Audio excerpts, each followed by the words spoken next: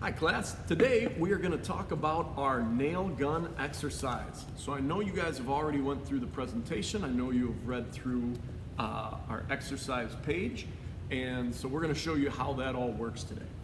Now, a few things. As you go through, it talks about a list of materials that you need to cut. We have those right here, here, here, and here. I'm not going to show you how to cut those because you guys should have that down already. So we're going to show you the nailing technique and teach you a few things about the gun that maybe the presentation didn't. So here is our framing nail gun. Right in here is where we are going to put our nails. We got two different kinds of nails. We have our red tipped nails, and these guys are typically made for framing. When we're going to nail 2x4s into 2x4s or similar like material, we're going to use these guys. They are a little longer. Then we have these nails. As you can see, they are a little shorter.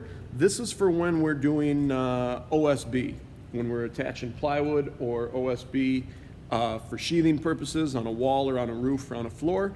We use these guys. So same diameter to the nails. So what we do is we open right down here.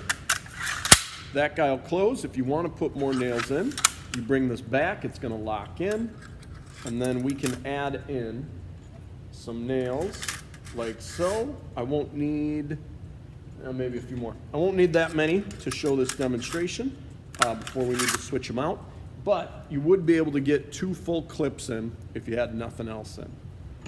All right, what else do we need to know about this guy? Here's your gun. Here's where you're going to connect it to your air hose. This guy right here is kind of a neat feature. It's for when you're working up on maybe a ladder or a roof. You can have this so it'll hang on a 2x4. So that's kind of neat. If it gets in your way, you just press it forward and turn it off to the side, and then it's not a big deal. Right up here is our trigger. How this works is when this trigger is compressed, that's when you're going to be allowed to fire.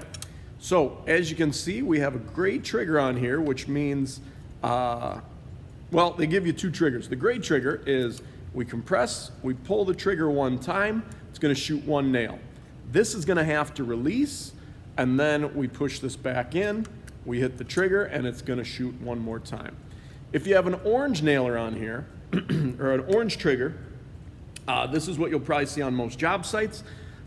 This one is kind of a bumping method. So you can have your finger down on the trigger, and every time this presses in, it's going to shoot, it's going to shoot, it's going to shoot, it's going to shoot. And a lot of guys like that out on a job site because it just makes things a lot quicker. As far as we're going, as we're learning, what we found is some students are a little trigger happy, or they keep their finger on the trigger and then it'll double shoot, which is never a good thing. So that's how our nail gun works. As you can see here, this is our exhaust. So we have we have compressed air coming in. As we shoot, it's going to drive a nail in, but there's also going to be a puff of air that comes out. You want to make sure that this isn't facing towards your face when you're shooting. If it does, it'll knock your glasses off or your hat off, or just hit you in the face with a puff of air, and that's not cool. So that's what we have there. All right, now, I guess one last thing is, in order to make this gun work optimally and shoot every time, we need to take some air tool lubricant, and we're going to put it down right here. Now, it doesn't take much, somewhere between 5 and 10 drops, and I'm not even squeezing, I'm just letting that run out on its own. That's going to help keep all the moving parts inside of there nice and lubricated, so it works really well.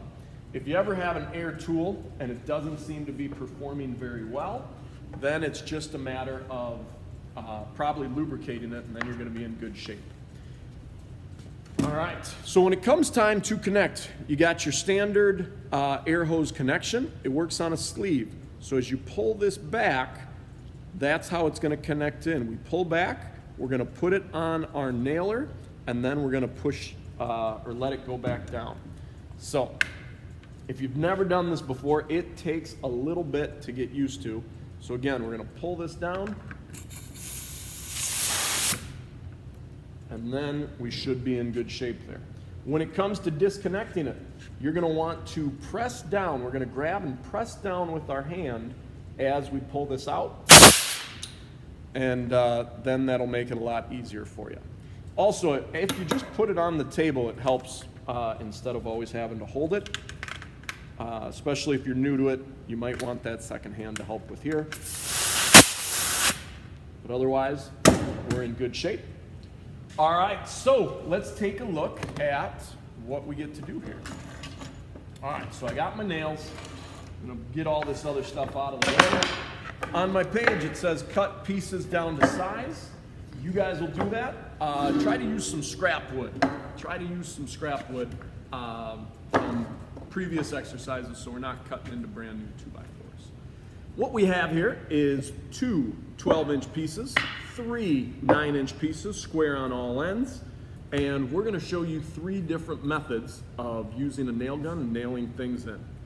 So the first one, step 2, along with your page right here that you guys will have out and follow along with, is we are going to take one of our 9-inch pieces. I'm going to use this one because it's got a little this on there. And we're going to put it in the dead center. We're going to nail this in the dead center. So we can either measure this out, or simply, if you look ahead a little bit, it's going to be these guys that'll come in on the sides. And I'm fine with you guys doing this and just making sure that we are flush on our ends, which in this case we are. So if I just hold this down, get those out of the way, that can speed me up a little bit. And the first method is face nailing, where I'm going to put 4 nails in, 1, 2, 3, and 4. Now I don't want this material to split, and the closer we get nailing into an end of the board, the more chance you have of that piece splitting. So we're going to want to come in 3/4 of an inch to 1 inch, and we're going to nail in. The other thing is, our nail gun is set to drive this nail in.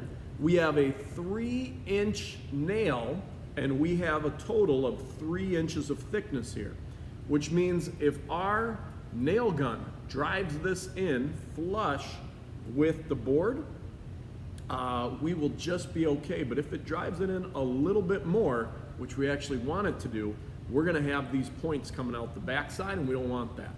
So how we're going to fix that is we're going to just angle our gun so slightly, so then it's not 3 inches, it's going to be about 3 1/4 to get through. Okay, so I have this board where I want it. I'm going to put my safety glasses on, and we're going to get ourselves started. I have had students nail these boards both to the table, so don't do that. All right, so we're going straight down. I'm going to angle it slightly. I'm flush on the sides, my hand's out of the way, pull the trigger one time, and it shoots in. Then we're going to do it on the other end here. Turn this around, still making sure I'm flush with my sides. And I now have a piece. I have no nails sticking out. I'm flush on my sides. I like what I have there. That is how you're going to do a face nail. Put this one off to the side. We go to step 3. All right, so this time we're going to do end nails. So this is how you would frame up a wall. Is you would have your bottom plate or top plate here. You'd have your studs in line. You grab your piece here, and you're going to shoot in through the bottom, or through the face, I should say, of one board into the bottom of the other. So I'm going to turn it this way because I think that'll be a little better camera angle. All right, so the key with this one is we want to make sure we're flush up top. We want to make sure we're flush on the bottom, and we got to make sure that we keep our fingers out of the way. We don't want to grab the board right here, because if the nail were to split out, which it can do, especially when we're working with knots, it could pin your hand. So you got to make sure your hand is back far enough where if that nail does decide to take a turn, it doesn't get your hand. All right, so I line it up, I get it where I want. Right there, my hand is back. Good.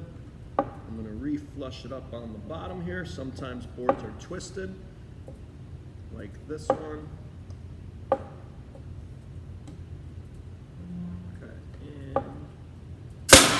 Good. Okay, I'm gonna do this side as well.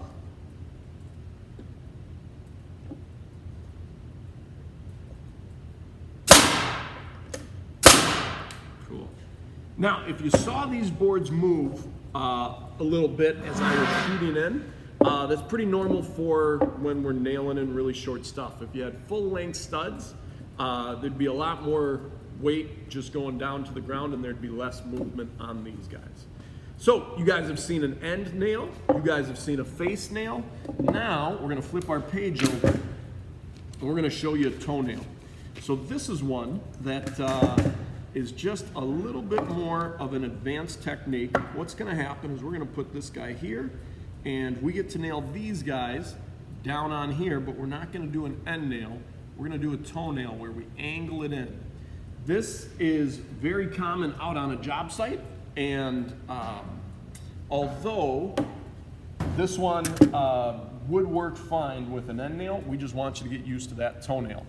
Here's the kicker, is on our very end here, the top and bottom are flat. Actually, there's three, flat, flat, flat. But if you can see this right here, oops, you can't see that. This one on the side and this one on the side are pointed. They're there for a reason. So when we toenail a piece in, we'll actually have the side of this like so, and this little pointed spot that I just showed you is gonna dig into the wood as we angle it in.